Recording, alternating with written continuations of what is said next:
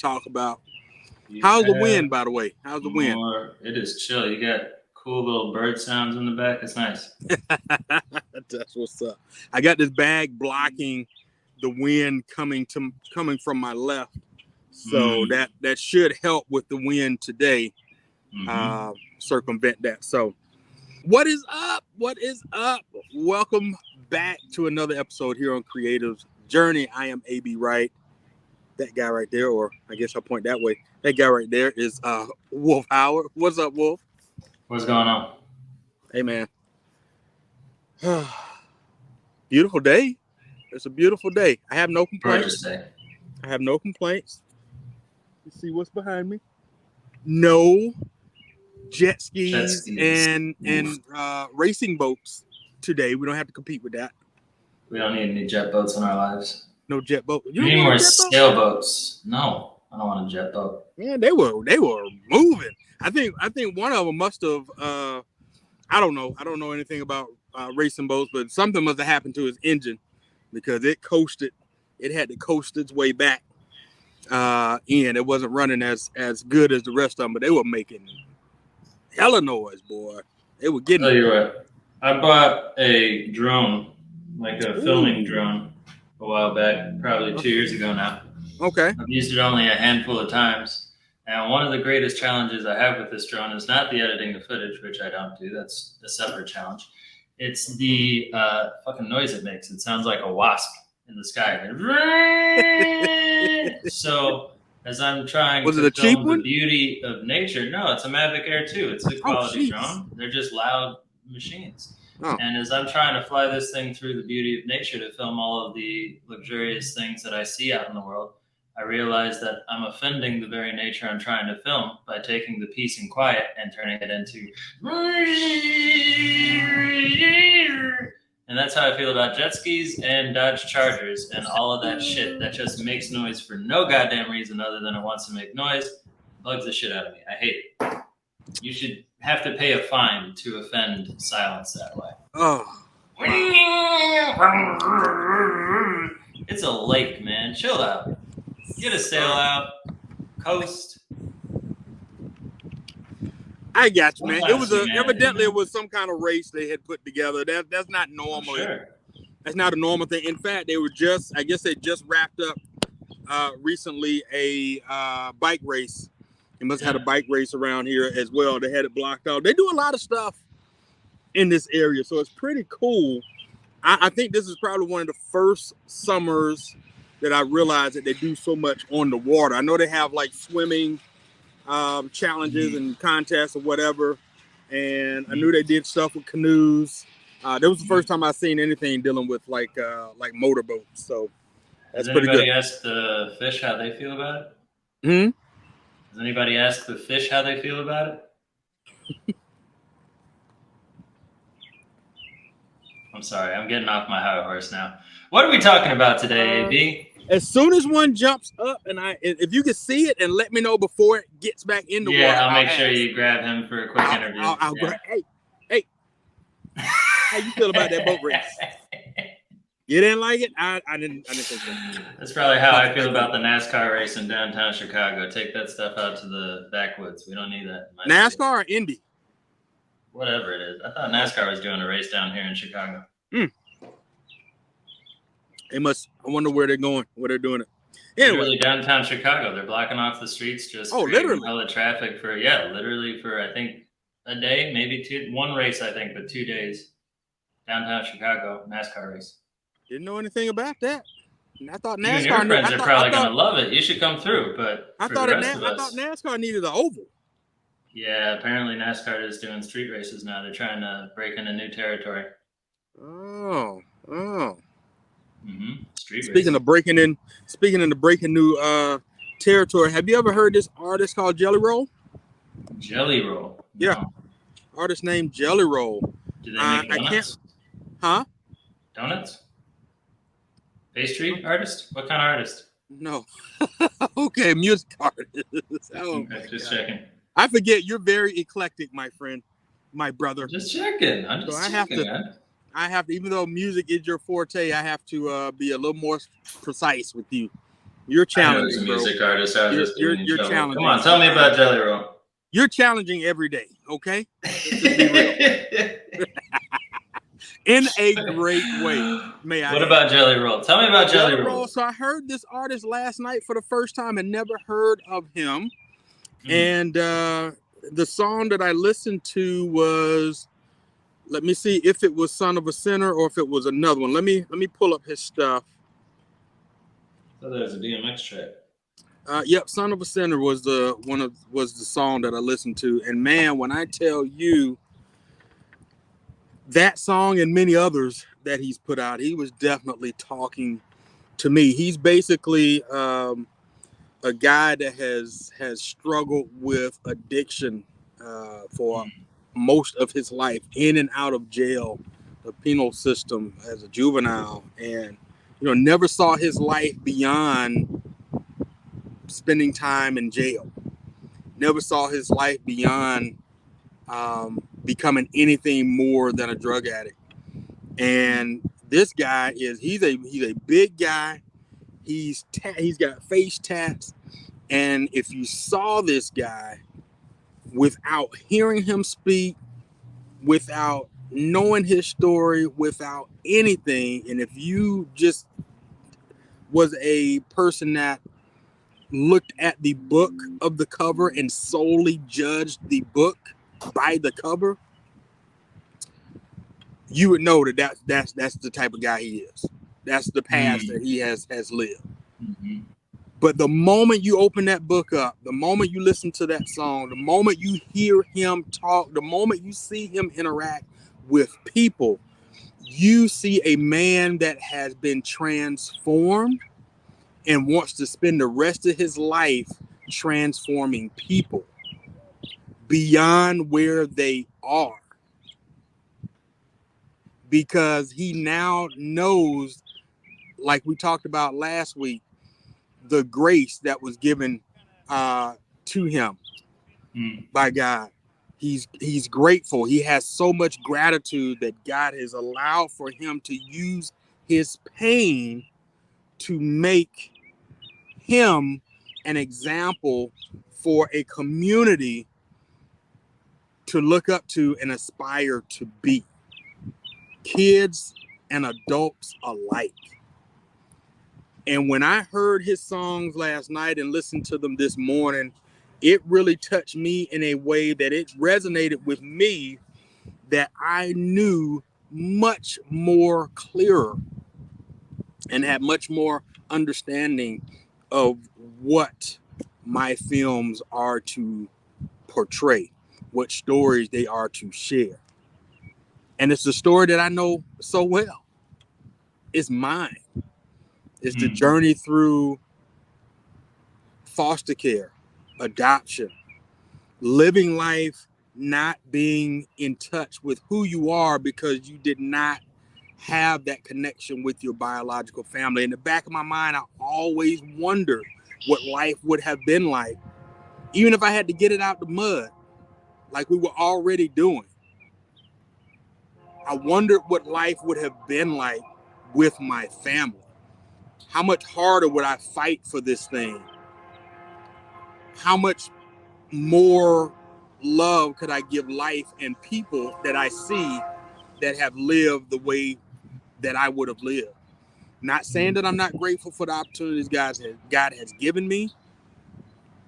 I feel that the life that I have had, the privilege that I have had, has ultimately been a crutch.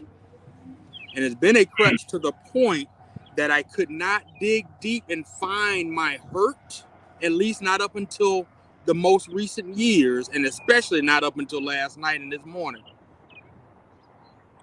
that I couldn't find that person and find that pain to reach back and want to help someone else that's going through that, because I really didn't know what that pain was. I really didn't know what it was like to be without. There's a story I'll talk about being the welfare kid. Not going to talk about it right now, but there's a story I will talk about in my film and my book about being the welfare kid. And I didn't know anything about the welfare kid was something bad, or that was a socioeconomic status. I just remember them saying, "Hey, that's the welfare kid," and I either could or could not get on the bus to go on whatever field trip we were going on at my summer camp when I was like 6, 7, 8 years old.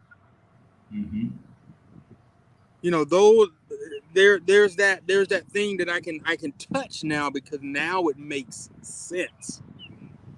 I don't have to tell a story. I don't have to try to. Honestly, I'm going to find joy in teaching how to edit content and use your camera and do those type of things. I still want to do that.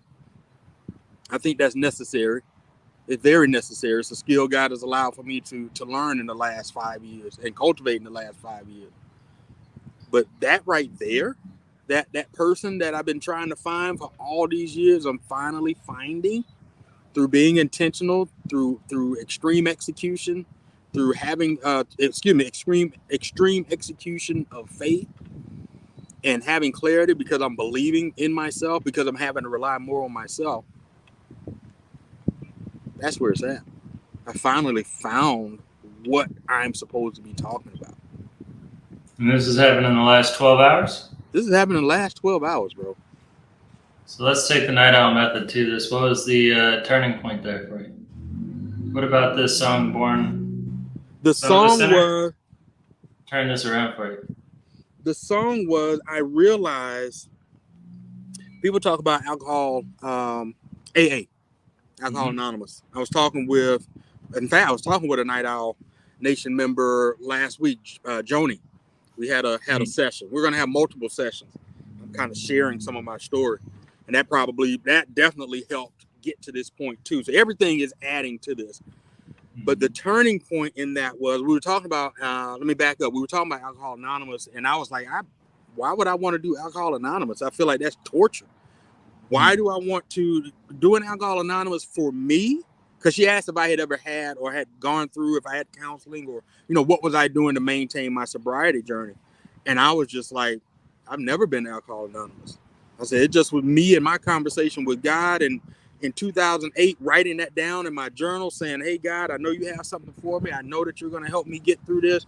I'm asking you today to help me start this journey today. And now 2020 begins that journey of sobriety. And here I am today with that question that she asked, and I'm like, no. I'm like, there's no way I could do that to myself, going to AA and talking about I'm a alcoholic. No, I understand I'm one drink away from that any given moment, or any other type of substance, any given moment from going back to that person. I don't need to say that every day and be in front of other people to remind me of that. To me, that's like going to the bar and ordering a drink and sitting it in front of me and challenging myself to whether I'm going to drink it or not, whether I'm going to walk out or not. I don't need that. So, but I hadn't thought about it in that context until Jelly Roll said it in the song.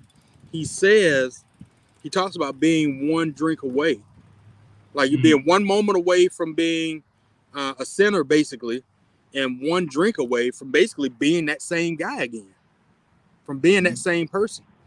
And it was in really hearing that, and I guess resonating with that conversation about AA, I was like, wow, you know what? That is my real life right now. Anything, all the things that's happening right now, the transition I'm going through right now, even in that, God is covering me and not even,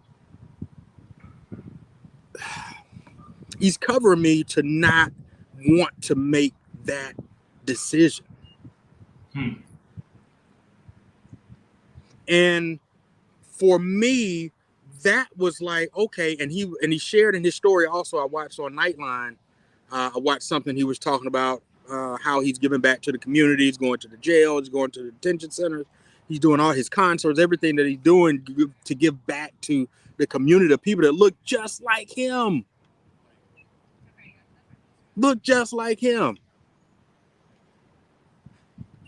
but I can see the love and the appreciation that they have for him, that it's like, man, there's somebody that made it out. There's somebody that's an example. Somebody look just like me that has gotten past this. And I'm like, in that moment, I'm like, who looks just like me? It's not about black or white. And I've always said that. And I tried to dig into the, I'm black. I need to be reaching back to the black community and doing all these things, which I still want to do that. That's not it. But God kept telling me it's not about black or white or any race. It is about my people. It's about mankind. It's about humanity. We got Pride Month right now. And it makes me think about that because it's about people. Pride Month is about people. It's not just about LGBTQ plus and whatever else comes out of that. And that's not to be disrespectful, but I know there's more to it. It's about people. It's about people accepting people for who they are.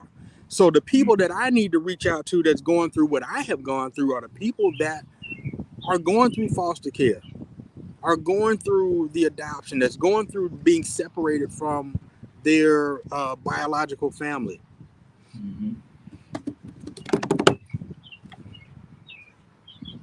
It's that. Love that energy. Because I know what that shit feels like, man. Yeah. I know what it feels like I know what it feels like to like, damn. Love my family, but I wonder what my brother's doing. I wonder what my sister's doing. I wonder what my mom and dad are thinking. I wonder what that actually would feel like. And that's no knock to the family I've been with. It hurts, man. It hurts not to know yourself. And it hurts not to know where you come from. It hurts to be missing that piece of your identity. I know what that shit feels like. And I feel in my heart of hearts that everything I did to run from this feeling was because of this feeling. The drinking, I thought it was just the bad relationships. I thought it was just the bad divorce. I thought it was that. No, it was all the shit that was happening before then. All of me trying to find me was happening in the midst of all of that stuff happening. So it was easy to hide behind drinking. It was easy to hide behind smoking and going out and partying and all of that. It was easy to do all of that because it was making me forget about the pain. So when he said that in that song, that's what resonated. One drink away from being that same person, running from who I am, running from that pain. And there's people out there that are running from that specific pain. They have addiction because of that specific pain. So that's who I'm supposed to be talking to. And you want to have that conversation through continued exploration of your own story or through documenting the stories of those who are going through it now? Exactly. It's both. It's me. It's people that's going through it. Yeah. It's that. It's all of that. All of whatever that means. It's a beautiful thing, AB.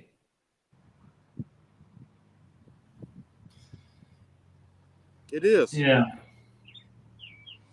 It's a story that's not often told in a real way, I feel.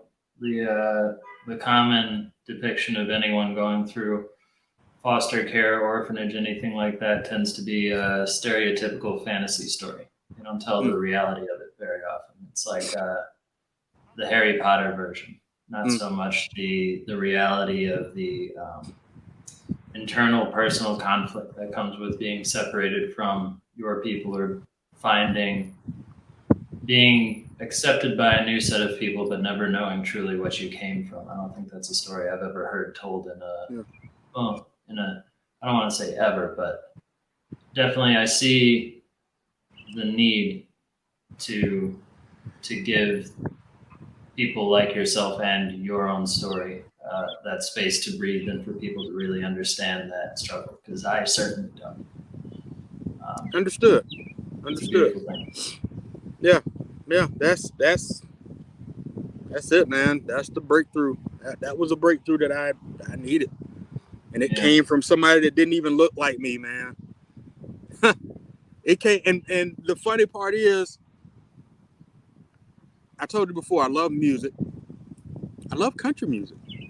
Mm-hmm. I love all music, but I love country music. There's something about the soul of a person who is a country singer, country artist, that they have a way of really pulling at what's the most impactful part of their life. It's just something about it. And I even said before, I didn't care for the old school country, but even some stuff in that, is good. There's some substance, but this is country. I hadn't listened to a lot of country recently, but I was like, yeah, let me give this guy a listen, because he does not look like no different than Kane Brown, no different than man. I can't think of. That's the only artist I can think of on the top of my head I really listen to that looks like me. This guy don't look like me. This guy don't look like you. He don't look like the typical. And I'm ready to be done with the word typical. It ain't shit typical about the world anymore. He does not look like what old country looks like, and I am so happy and so proud of him, and I'm happy for other artists coming along that can aspire to be who they want to be, in country music if they want to, or whatever they want to. But yeah. You said something interesting in there, though. It's about accepting people for who they are, right? Yeah.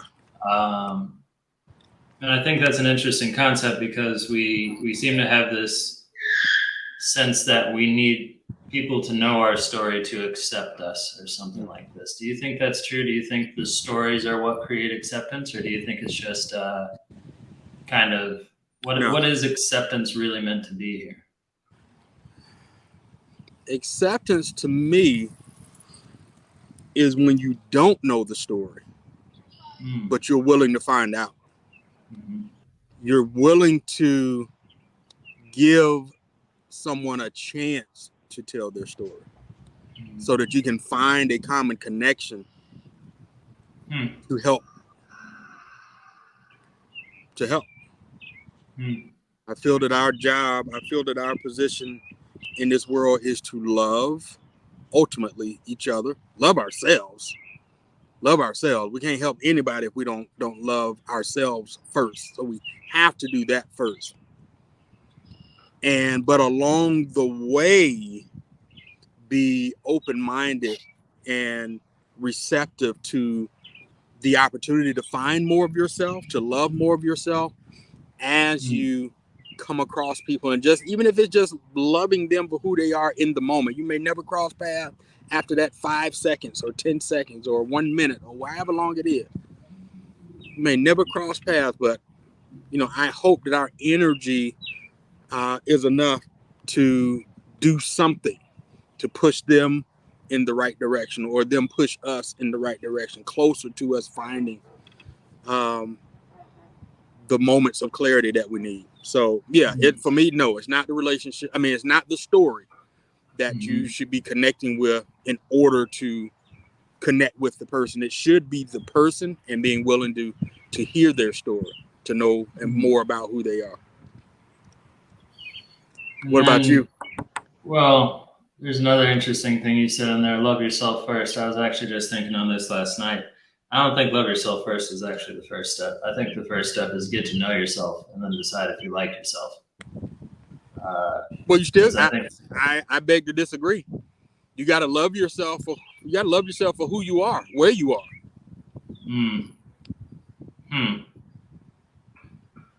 Maybe. So I think a lot of people have never taken the time to develop the self-awareness. A lot is a strong phrase. I know people that have not taken the time to develop self-awareness to a point where they could even properly say how they feel about themselves. They've never really even grappled with that concept.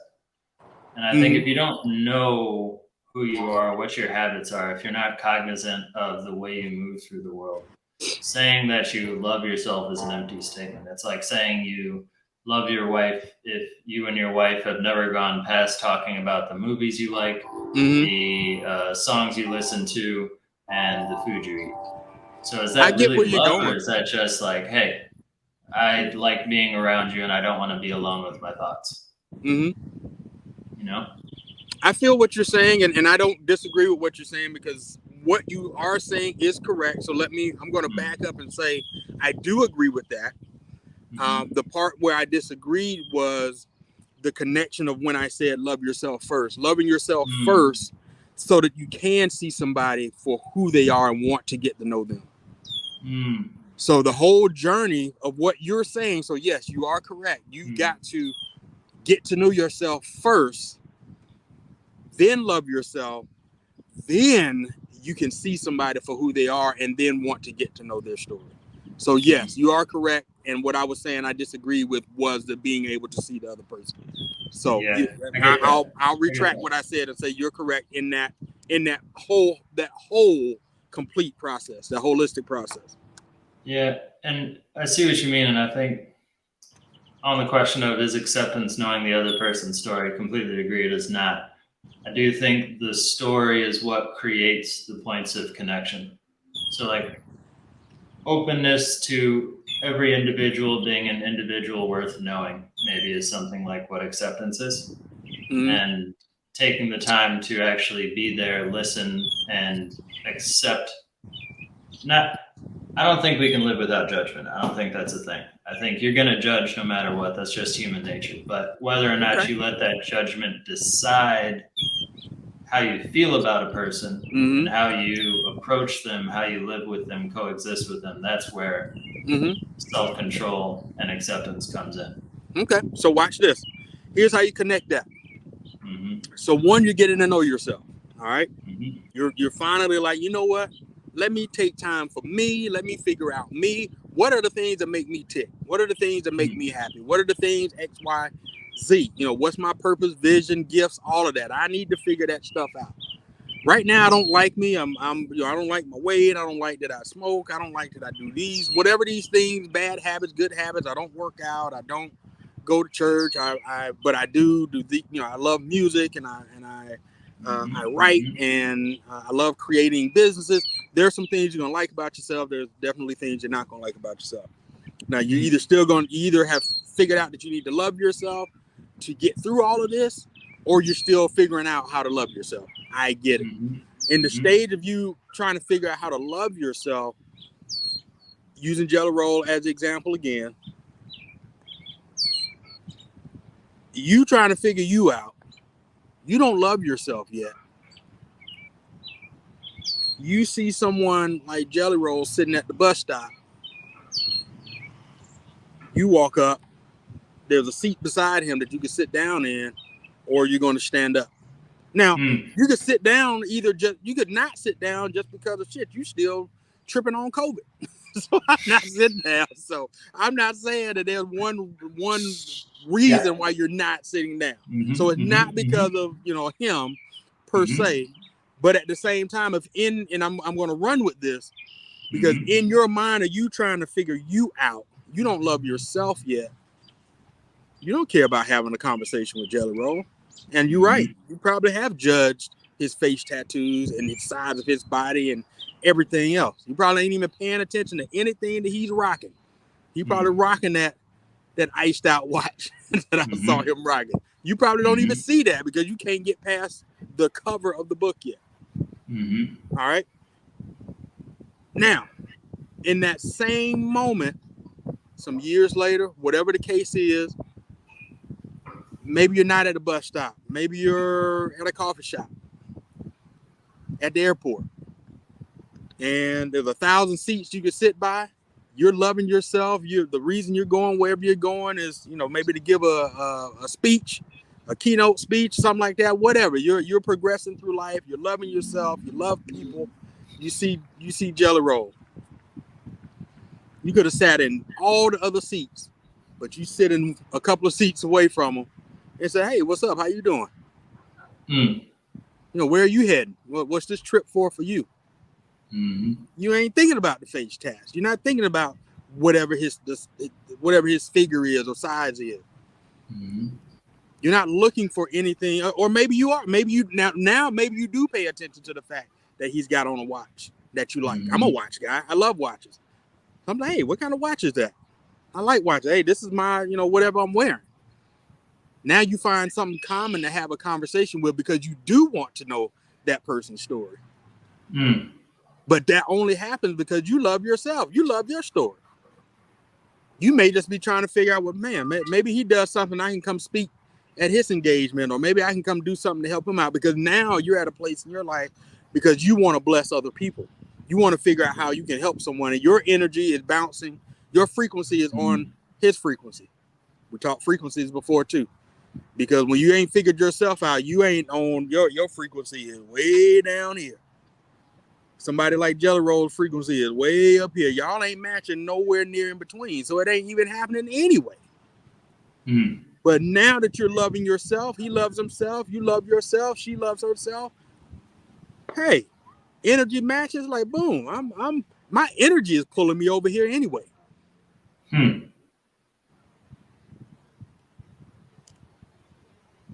So all that to say, you're still right. You got to find yourself first. And when you start finding yourself and digging deeper about, what makes you who you are, whether it's your family, the lack of family, or any trauma that you had, or some of the best times that you had, the relationships that you had, all of that, and then you begin to love yourself. Now those kind of conversations can happen. Those kind of interactions can actually happen. And again, you don't need to know the story to want to have the conversation. You'll just want to have a conversation. You'll just want to. My energy is. I'm on this frequency. I'm feeling this person. Let me figure out what it is that make me want to, make me vibe with them. Make me want to have this conversation. Make me want to know their story, so I can figure out how I can help them on their journey.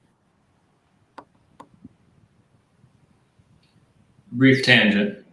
It's a shame we put the lower frequencies down like that, because I love some bass frequencies. Treble frequencies, mediocre. Bass frequencies, slapping. Oh man, that shit's banging. It's banging. So, that might have been a bad analogy. When we're talking about, well, no, I think there is something to human frequencies versus audio frequencies. I just wanted to show respect to the bass frequencies, because they are some of my favorite frequencies. Hey, Nemesis, Munchies for your bass. Come on. I'll write it down right now. Nemesis, Munchies. Let's get it.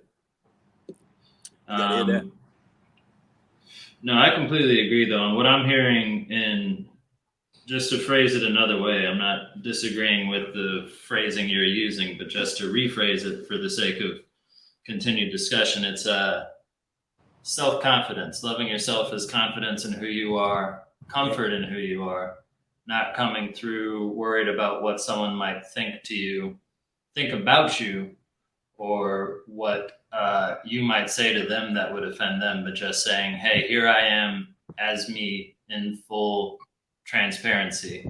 Who are you? And where do we match?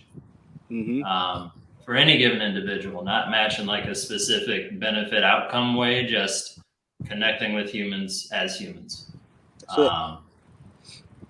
Yeah, and that self-confidence, it takes time, and I don't think you need the self-confidence to start the work of opening up to the people around you. I think it's actually part of developing that confidence. That's funny. I just had a coaching session recently, and my coach was saying essentially, people always think they need the confidence first to take the action. That you have to, first you build up the confidence, you build up your confidence in yourself, and then you can go and do whatever the thing is that you're nervous to do, feel unprepared to do. Well, what really tends to happen is you take some action that's outside of your level of confidence, comfort, however you want to phrase it. You do something that is further along than you feel like you're ready to do, but you do it anyway. And then the confidence comes with dealing with the outcomes of that action you took. So it's not that you one day wake up, decide you love yourself, and then you're able to connect with people. But by bravely having the bravery to openly connect with people, you start to learn more about yourself, and you build your own confidence, your own sense of self-love and self-worth. Yeah. Yeah.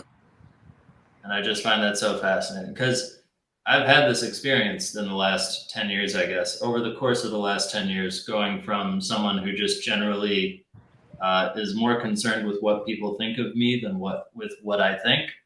And over time, consistently developing more and more to understand this is what I believe. I'm not going to change this based on what I hear from someone I run across. I'm not going to try and alter the way I show up to make sure everybody around me is comfortable. Because it turns out most of the time people are the most comfortable with me when I'm comfortably myself, and there's no like adjustments or subtle transitions I'm trying to make it seem like I'm something I'm not. Yeah, I had to mute it. I don't know what I'm hearing from across the way, but it sounds like barking or something. Yeah, you brought up a good point pertaining to being around people to learn more about yourself. The pandemic was a blessing. It was a blessing in the sense that it opened the idea it opened a portal, honestly, to having to get on lives, having to get on like Zoom calls, any of those webinars or any of those type of calls and interact with people. And more so, because I remember still being in school and we were doing it and the cameras have to be on. It's one thing to do it and the camera's off, like any other thing, the camera's just off in some kind of coaching call or whatever the case is. But when you have to show your face, you speak, you kind of get out of that comfort zone, out of your shell to make, turn your camera on, and you're in the middle of what his son says, he's in the middle of Times Square and recording his vlog, having the not even confidence at that time, just being daring enough to just go through with it. No different than anybody jumping off a diving board into the water or skydiving. Whew, that's still kind of scary thought. I do want to do it though. I'm not doing it. No, jump out of a perfectly good plane. Unnecessary. But you're up there with God though, right? Yes. All right. He got us. He's close enough with me right here on the ground, man. I'm good. No, I definitely want to do it. I do want to do it. There was a time that I would have said that I'd freeze right now. And I'm. There's a time where I would have said I want to do it, and then I saw something bad happen to one of my mom's close friends, and now I'm saying, keep that. Well, I don't know one day I will. I have the courage now enough to say that I'm willing to try it. So love and respect. I'll see you on the ground. Okay, I see you when you get down. But yeah, but you're right. Back to that thing. Yeah, you're right. You're daring enough to start doing things, and you hear other people share their stories of them daring to do things, and start sharing stories like in Night Owl Nation, and you begin to realize that, man, there is a lot more in common between me and other people that I'm learning about myself through their story or through their experiences. And it gives you some, it straighten you up a little bit to say, hey, you know what, I can walk a little taller because, maybe I overcame something that they're still struggling with. Or maybe they've overcome something that I was struggling with. Now I know I don't have to struggle with it. I can push through it, and maybe I can lean on them a little bit to help me through it. If they're willing to coach you along or hold you accountable. So those are the things that are happening, like you said, with interacting with other people. And I feel, as I mentioned, the pandemic was a win. So a lot more of a win than a loss. And that's, I forget who I was talking to, but I made the suggestion, maybe we should just regularly have 2 weeks every year where you go into complete isolation and you just fuck off from all society and you find yourself for a bit. Yeah. You just think about, where am I? What am I trying to do? What's been happening and what's my vision for the future? outside of all of the other external consequences of normal life that are forcing you into the kind of rat race mentality of, well, I got to clean the room, I got to do this, that, the other thing.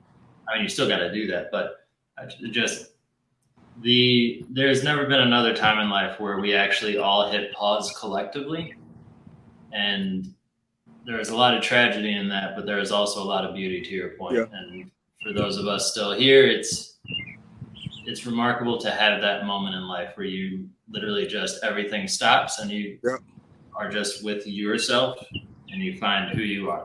Yeah. And that's go ahead. I was just going to say, I remember in Japan they did something. I want to say in Europe too. I know in Japan they did something like that where for either 4 weeks, 2 weeks, I can't remember how long. No working, no businesses. And that's for, and I can't remember exactly if it's for the full week, if it's the number of hours out of the day. I cannot remember exactly, but it is intentional that they do not work. Yeah. So that would be, like you said, worldwide necessary to do that, and at least just here in the States. If it's not worldwide, but whatever. I mean, if you get yourself in a position to do that, it's great. Yeah, if you can even do it in your own home, even if nobody else is going to do it. If you can find a way, if you are at a place where you can take a week away from work comfortably, exactly, even uncomfortably, to be honest, if you can just take a week away and separate yourself from all the extra bullshit, I think that's huge. And then I was reading the book Breathe by James Nestor. I'm reading right now. I'm only on page 50. But it's talking about nasal breathing. And apparently our noses are very cyclical. So throughout the day, right nose will breathe stronger, does different things to your brain. Left side breathes stronger, does different things to your brain. And he made the point about just like basically everything in life, humanity is about a cyclical nature. It's never all one thing or all the other all the time. It's consistently rotating through. So it's entirely aligned to spend your time out in the world, meeting people, understanding who you are through interaction, and then pulling back and understanding who you are individually without any other distraction. Because both of those contribute to identity, which is an oddly important thing that we just generally don't talk about in society much. Like we talk about identities collectively, which is strange, but self-identity really deserves more airtime, I think. Yeah. Self-identity. Everything you're talking about now. Yeah. And I mean, I have my own struggle with my understanding of identity, and it goes into race, it goes into culture, it goes into so many different things about like, as a mixed race child who's white passing, I've learned is a phrase. I don't know who came up with that, but like I could be many different things. I'm often asked, who are you or what are you? I just got that question recently. They're like, so what are you? I can't really tell. And it's just such an interesting question. Human, I suppose, Chicagoan more directly. I don't know. What am I? What are you? Human? Yeah, but people need those boxes so often. And it's only with developing a stronger sense of my own identity as an individual that I've been able to get past a lot of the BS hiding in the back of my brain about being able to claim that I am a black male or that I am not whatever. It's like I don't have. You could just say you're not. You can say whatever you want. Hey, look. And that's the thing. I can say anything. Yeah, I can say. I don't know. I can say whatever. I don't even, like I said, I'm just gonna say I'm human. 100%. What are you, human? I'm AI and human mixed together. I'm mixed with AI and then human. people get I've used that line before, and people get offended. Yeah, okay, that's funny. Ha ha ha. What are you? Like people are really looking for that answer, and I don't understand why they're so concerned about and that's what I'm gonna ask. Like, okay, why are you so concerned? So it's like when people ask me, what does AB stand for? Everyone doesn't know that story yet. Only a select few know that story. You know it, and anybody, of course, family knows it. But if I haven't told you exactly the reason why I use AB, you're not gonna know. Just remember it's my first and middle name. But that even if you figure that out, you don't know exactly why I'm using AB. Mm-hmm. So, and I remember I did have one person. I just shared this recently too. One person in Night Owl, man, she was at me, boy. Like, what does it mean? I mean, I was like, I said, in due time. I said, I'll share the story in due time. Man, I'm just guessing names. They were just like, okay. They would act like they was giving it, giving it up. And here they come with another question. I was just like, now you are the person I'm definitely not telling because I feel like you have an ulterior motive. So when somebody's pegging you to ask you, what are you? Like, okay, is this going to follow with, can I tell you a joke? Like, is there you know how those go. Yeah. You know how those go. When they come up talking about, can I tell you a joke? And then it starts off racially motivated. Testing the waters. Is this, like, can I laugh with you? Are we gonna? Are you really? Are you really gonna be offended? Are you really wanting to press that button right now? Because you don't know me. I don't think you love yourself enough to know what energy, what frequency I'm on. Because if you loved yourself, you wouldn't even test that. Yeah. You wouldn't even have time to test those waters. So evidently you are willing, you don't love yourself enough to be willing not to take the potential repercussions that come. Whether I'm right or wrong, and I'm just speaking to anybody that probably would knock you out with one punch. Yeah. I know exactly. I'm just saying, you ask for it. You ask for it when you come to somebody doing something like that. It doesn't make them right. I'm not saying the action is right, but I'm just saying you were willing to take that risk. You didn't love yourself enough not to want to take that risk. If you know, you know. Now you're recovering now you're in recovery in the ICU with your jaws wired shut. I'm just saying. I'm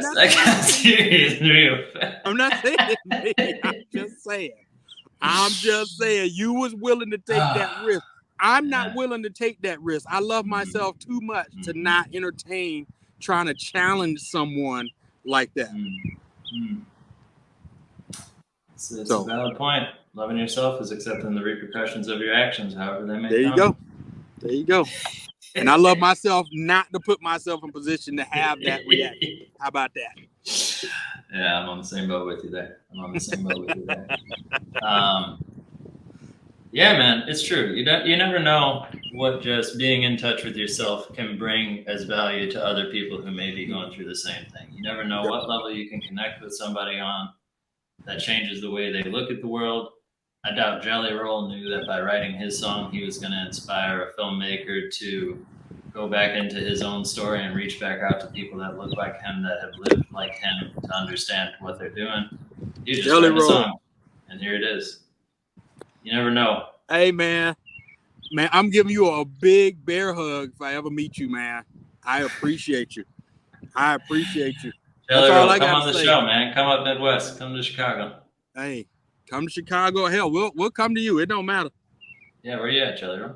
Yeah, we'll come to you. Tell me where you at. We'll come to you for sure.